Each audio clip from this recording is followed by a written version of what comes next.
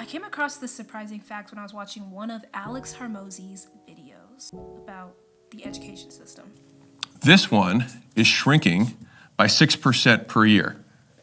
Kind of interesting.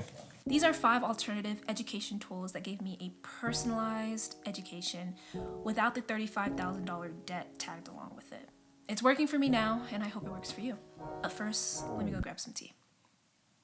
Starting with number 1, books. To me, books have the greatest leverage on what you spend compared to what you're getting back.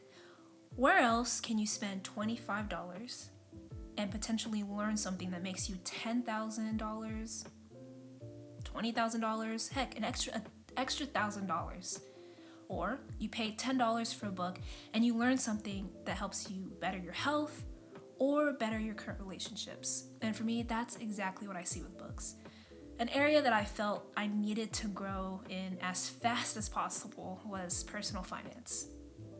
I don't know about you, but I wasn't taught this in school. So I made myself my own personalized book list, kind of to be my own education teacher in this subject. Some of those books on that list were the Book of Proverbs in the Bible. It touches on money, but beyond that, it also touches on the person and the character to be someone who handles money with integrity, and also how to be a person of integrity too. Rich Dad, Poor Dad, a classic by Robert Kiyosaki, where he talks about the difference between assets and liabilities and how debt can be a good tool if used right. Warren Buffett and the Interpretations of Financial Statements. This is a new book that I recently picked up. I'm seeing that with business and where I want to go, I'm going to need to learn how to read financial statements, balance sheets, cash flow statements, all that good stuff. So this is a recent pickup of mine. Think and Grow Rich, another classic. This is by Napoleon Hill that really hits on the mindset of someone who grows and attains to wealth. And last but not least, E-Myth Revisited. This is probably one of my favorite books when it comes to business and seeing it from a bird's eye view and all the different systems and that have to go into place to have a successful small business. Number 2, educational sites like Coursera, Harvard free courses, or even courses from your favorite creators online. These resources provide great technical training on the task that you're trying to do. And even with purchasing courses from creators online, I see that almost as a hack because I'm able to see their track record first before pushing checkout. One of my favorite creators, Ali Abdaal, has built a massive YouTube channel online. And I'm able to have confidence in anything he puts out because I see the work that he's put in. I know he won't be just speaking from theory or some woo-woo foo-foo thing he's mustered up or created, but that he's actually speaking from personal knowledge, personal experience that he's literally documented on his channel and the success that he's had. There just reaches a point where I need to actually apply what I'm learning.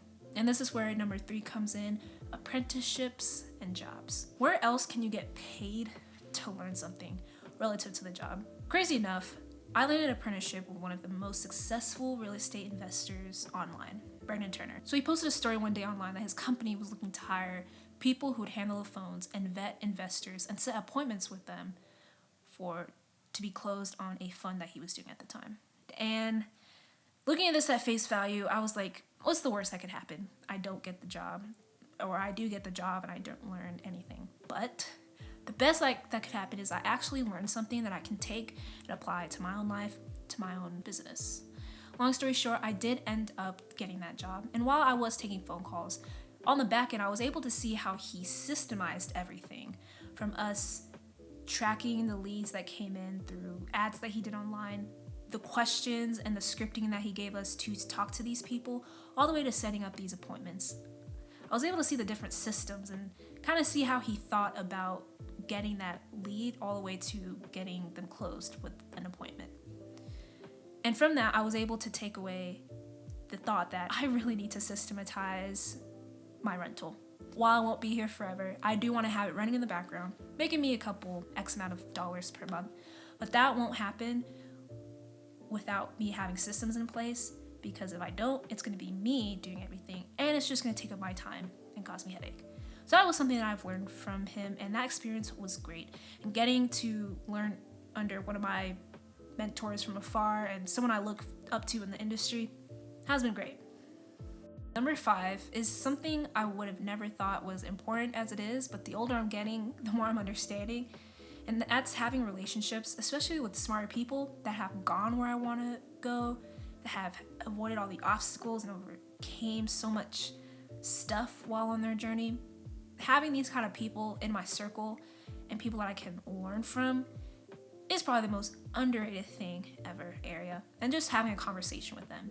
And in one conversation with them, or a couple, I will learn more than what I can get from reading 3 books, 3 of the best-selling books in that topic. And I'm not saying books don't help. It's a part of this list. But in addition to that, having relationships with smart people who've already done this, it's a hack to almost see, okay, what's coming ahead with what I'm trying to accomplish in my life. So relationships, something definitely that will help your learning and something I'm going to personally invest more into. And if you're wondering, okay, where can I find these smart people? Again, websites like Meetup in your local area are a great way to find groups that meet specifically on a topic that you're interested in learning, and also attending specific conferences on the topic. For me, conferences like Grow with Video Live or VidSummit or FinCon, these are the kind of conferences that I know I need to attend to meet more of these people that are outside of my city or state and really build long-term connections with. I really hope this video encouraged you. And as I was talking about finances, this is a video I believe would help you out on that. But thank you so much, and I'll see you in the next one. Peace.